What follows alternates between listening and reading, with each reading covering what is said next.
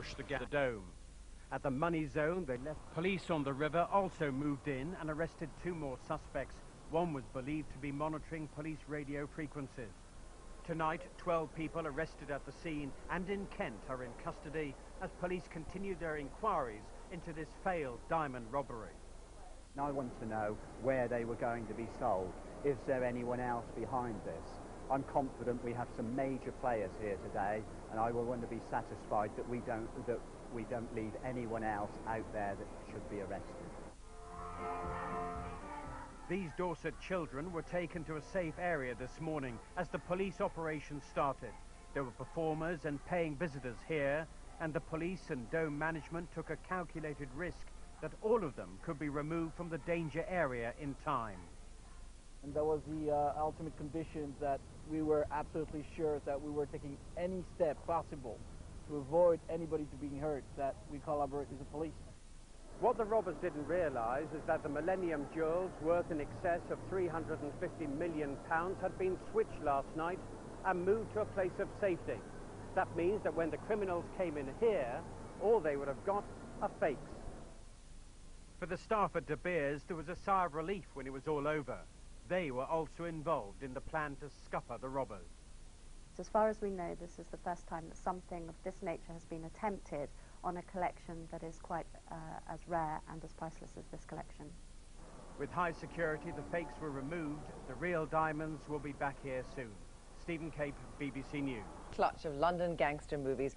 A high-powered boat in the Thames, smoke bombs, body armour, perhaps the largest diamond in the world, and the icon, if that's the word, of the Dome. Except if it was a film, chances are it would have been on the day at least a cracking success. This attempt at a snatch was in fact a botch.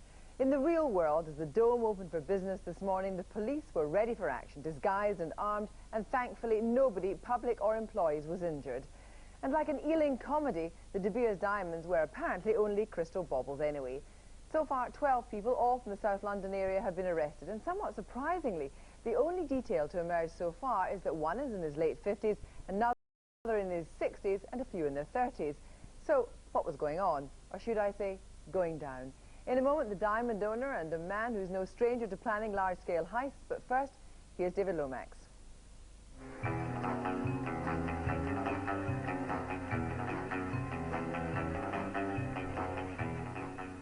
The slogan of the Millennium Dome is "One amazing day." And it certainly had an amazing day today. For once, the cliché really is true. It could almost have come from the plot of a James Bond movie. A recent James Bond movie really did feature a chase down the Thames in a powerboat past the Dome. Diamonds are forever. This is the prize the real thieves hope to get away with this time. It's De Beers Millennium Star, a pear-shaped and perfect 203-carat stone. It's one of a display of 12 diamonds in the money zone. When they first went on display, De Beers said they were beyond price. Other sources today were more prosaic and put their value at more than £350 million. Police had known for months that a jewel robbery here was being planned. Well, this has been an operation that that the flying squad have been working on with Kent's police for a number of months.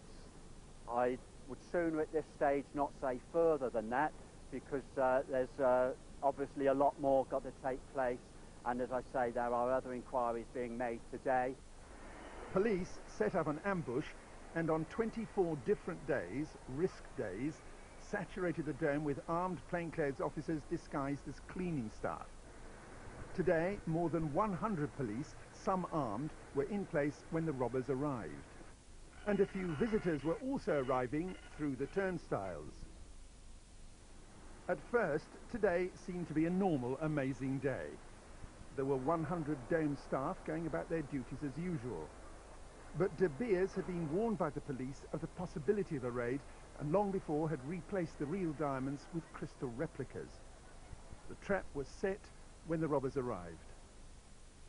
Just after 9:30 this morning, when the Dome had only just opened and there was hardly anyone here, a group of men disguised as workmen and using a JCB drove the vehicle in through that gate over there, across this courtyard, through the door over there, and they approached the money zone, where they attacked the specially reinforced glass around the De Beer exhibit with sledgehammers. At about 9:32, a powerboat arrived on the Thames alongside the Dome, ready to spirit the robbers away in Bond style. By the time the JCB had broken into the Dome, the robbers with gas masks had thrown smoke bombs, and some of the visitors noticed the disturbance. I heard automatic gunfire and I heard an awful lot of shouting. We were working in the theatre at the time, and we realised something pretty serious had happened when a lot of people were herded into the theatre, obviously for their own safety. By 9:40, the police had surrounded the robbers, overwhelmed them with a show of force and arrested them. The police insisted that there had been no shots. We were concealed away from the actual money zone itself, hidden in premises within the Dome, and also hidden around the perimeter of the Dome, so we could move then. The armed officers had weapons with them, yes, in their bags. Were they hidden in black bin bags? The ones that were disguised as cleaners were, yes. They were in bin bags. Police also picked up the man on the speedboat and another who was apparently monitoring their radios. It seems that police had been alerted because there'd been 2 earlier and similar armed raids near here. It looks as though it's connected to 2 previous failed attempts where the team have been very well prepared. They've got very good equipment, they've got radios, they've got guns and so forth. They look very well prepared, but they don't seem able to have the experience to actually effect the robbery. I suspect these are new kids on the block, and this is a new team. Now, quite clearly, the link between all these robberies, these attempted robberies, is the getaway by boat. Now, it might look very professional and very sort of sexy, but the bottom line of it is, it actually shows who they are. Later, there were more arrests in Kent. One of these new kids on the block was 62, another 58 years old. Normally, armed robbery is a young man's game. It's very puzzling that there are guys of that age involved in it. It seems to me that, you know, it's like one last hit before they retire. The new Millennium Experience Company, which runs the Dome, the NMEC, could hardly believe its luck today. Here for once was Publicity, which did not reflect badly on the Dome or its finances. I've had enough things to make it nerve-wracking in 9 weeks without this as well.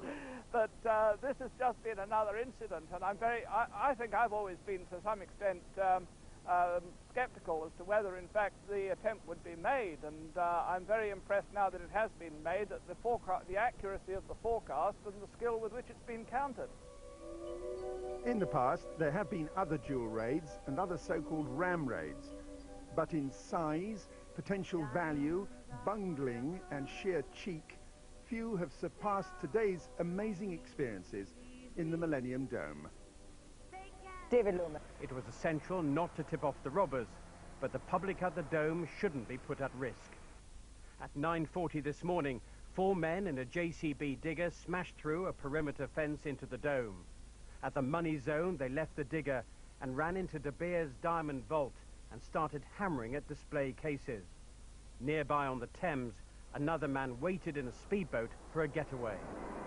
As smoke bombs exploded, armed officers, some dressed in disguise as cleaners, surrounded the digger, trapping the gang members in the vault. Eyewitnesses described the sound of gunfire. I heard automatic gunfire and I heard an awful lot of shouting. We were working in the theatre at the time, and we realised something pretty serious had happened when a lot of people were herded into the theatre, obviously for their own safety. Police on the river also moved in and arrested 2 more suspects. One was believed to be monitoring police radio frequencies. Tonight, 12 people arrested at the scene and in Kent are in custody as police continue their inquiries into this failed diamond robbery. I want to know where they were going to be sold. Is there anyone else behind this? I'm confident we have some major players here today, and I will want to be satisfied that we don't leave anyone else out there that should be arrested. And they were telling people to get away from here, and actually telling us to get down. Inside the vault, the Millennium Star diamond had been replaced with a fake, but 11 real ones remained. As the robbers used sledgehammers on the glass, the door slammed. When they entered the vault, they in fact, imprisoned themselves for us. Armed officers were then able to totally surround them. At 9 o'clock, the dome had opened as usual. The gang breached the perimeter just after 9:30 and broke through the dome wall. In minutes, they were at the money zone and the jewels.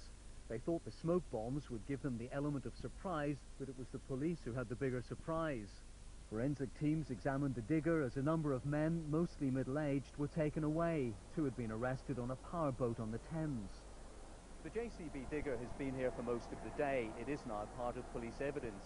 Scenes of crimes officers have been examining it thoroughly in case it provides any further clues that might lead to arrests.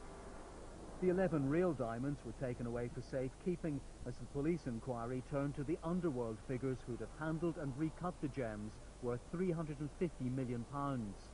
Tonight the digger was driven away, but the investigation into the world's biggest robbery attempt goes on.